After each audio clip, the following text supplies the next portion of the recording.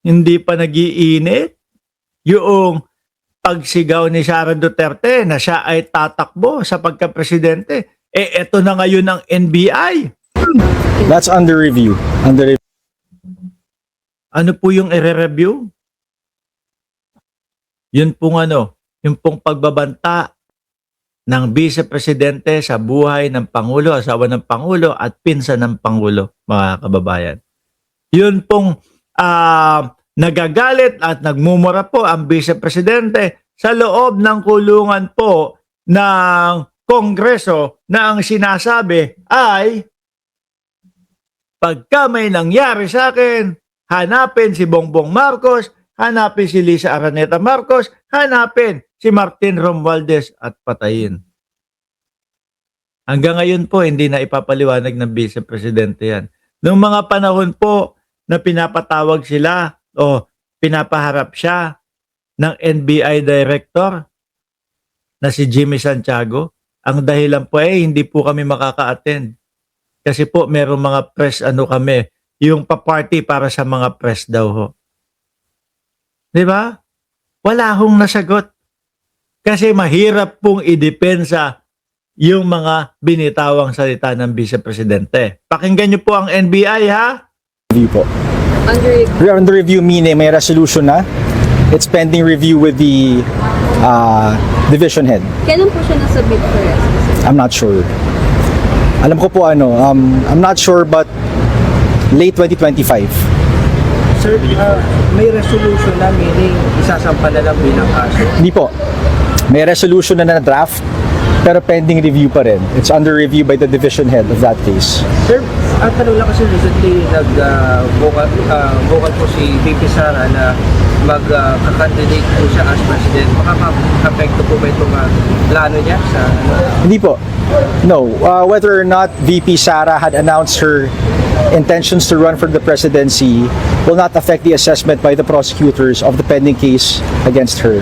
And that applies to any other individual. Whether or not mag-express sila ng intention to file for certain position. So yung pag-review po nung ganyan, may timeline po ba kayo doon? May deadline? ng resolution. Yes. 60 days po. 60 days from the time of filing. Extendable by another 30 days. No, sir, but yung review For review. resolution ni Sara. The review po has to fall within the 60 days. Ay, yung 60 days po lahat-lahat na yan. The filing of any supplemental complaint, the filing of any counter affidavit, supplemental counter affidavit, additional evidence, all of that has to be done within the 60-day period. Sir, pero bakit Malagpos na yun, sir, kasi last year pa. Yan ho yung sinasabi natin na mga talagang idadahilan po nila na kaya naman bunuksan niyang yung investigasyon sa akin doon sa pagbabanta sa buhay kasi tatakbo ako ng pagka-presidente sa 2028. Paulit-ulitin lang po nila yan mga kababayan kasi merong mga uto-uto na mga DDS na madali pong maniwala at kontento na ho mga bossing kapag ka sinabing pinopolitika lang kami niyan kaya ganyan yung mga yan. Diba? medyo Hindi, kasi may extendable po siya by 30 days for complex cases. Sir, baka pwede pahingi kami ng exact date na submitted for resolution. Sige po, we'll get back to you on that. No? Yung kay VP Sara po ba? Yes, sir. Kung siya sa complex case, additional 30 days. I'll check, ma'am, no? I'll check. But more likely than not, yes, it did fall under na complex case nga siya. Ngayon ho mga kababayan, dumako tayo. Dahil nga po, nag-announce na po ang vice-presidente, mga boss chipamo, sir, na siya ay tatakbo sa 2028 election, mga bossing, no? Na siya ay tatakbo sa pagkapangulo. Ngayon naman po, syempre, ang tanungan, sino ang makakatandem o sino ang makakasama ng vice-presidente sa pagtakbo sa pampanguluhan sa 2028? Ngayon ho, mga bossing, may sinasabi si Robin Padilla, no? May sinasabi po si Robin Padilla dito. Ayan, no? Sinabi ni Robin Padilla, mga kababayan, sinabi ngayon ni Senator Padilla, na tatakbo siya sa pagka-vice-presidente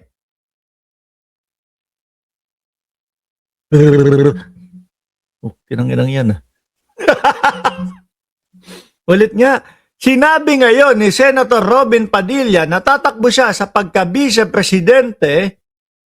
Diyos ko po. Sabi na nga nung asawa, hindi deserve ng mga Pilipino sa pagka-senador si Robin Padilla. Aba, pagka-vice-presidente naman, sino daw ba may utos? Katandem ni BP Sara Duterte kapag kainutos ni dating Pangulong Rodrigo Duterte. Aba, iba na amats nitong mga ito. So isa lang ang ibig sabihin ho niyan, mga kababayan, na si Robin Padilla ay nakabase ho doon sa mga iuutos ng mga amo at mga boss niya, which is yung mga Duterte po. Lahat na lang po ng galaw ng isang Robin Padilla, puro po nakabase sa iuutos ng kanilang boss na si dating Pangulong Rodrigo Duterte. Kung matatandaan niyo po, pumunta ng Senado si Robin Padilla, inimbitahan nila ito pong si General Torre. Di ba? May pagyayabang na sinabi ni Robin Padilla kay General Torre, boss, kung sinabi lang ng boss namin na i-contempt ka, ikinontempt ka na namin o ikinontempt na kita. O biruin mo, delicate so ito si Noybi, mga kababayan. Bakit to? Basta sinabi nung kung sino mang mga boss nila na i-contempt mo yan. Kahit wala pa lang ginagawang ka-contempt, i-contempt. Di ba? So, basta sinabi ni dating Pangulo Duterte, tumakbo ka as vice-presidente ni Sara Duterte. Tatakbo. Sino mga boboto? Mga DDS lang. Siyempre, kakamping ko, mahihiya pong bumoto ng isang Robin Padilla yan, mga kababayan. Mga supporter ng gobyerno, aba, sandali lang. Lalo naman ho, mga bossing. Di ho ba? Saan pupulutin ang Pilipinas? Biruin mo, Sara Duterte, Presidente. Vice-Presidente Robin Padilla. Sino susunod mo? Senate President dyan, si Jimmy Bondoc. Ayon kay Senator Robin Padilla, bago siya ikonsidera na gawing running mate ni BP Sara, mayroong hierarchy. Mauuna raw si Senator yun naman pala, Amy Marcos, Alan Peter Cayetano, Bongo, Bato de la Rosa. Yung dalawa, eliminate na yan. At ako, hindi naman ho ako sa nangunguna. Pero this year, yung Bongo at de la Rosa, ang haba pa nitong taon na malamang sa alamang ho yan, ang ending po niyan, mga kababayan, alam nyo na. Sa ano din ho yan, sa ICC, di ba? Kaya alisin na natin. Di ba? So ngayon, Alan Peter Cayetano mukhang mahina. No? Mukhang kahit yung mga kapwa niya, mga DDS na napangakuan ng 10K kada pamilya, hindi din iboboto. Si Amy Marcos,